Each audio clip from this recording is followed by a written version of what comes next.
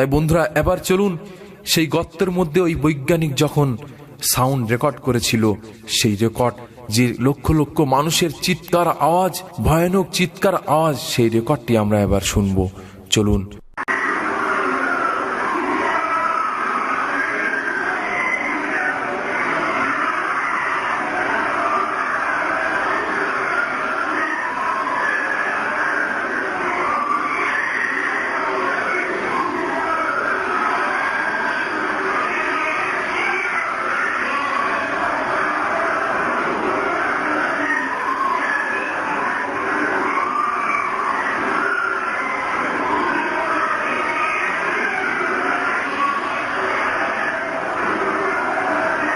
হে আল্লাহ, আমাদের এই জাহান্নামের আযাব থেকে রক্ষা করো।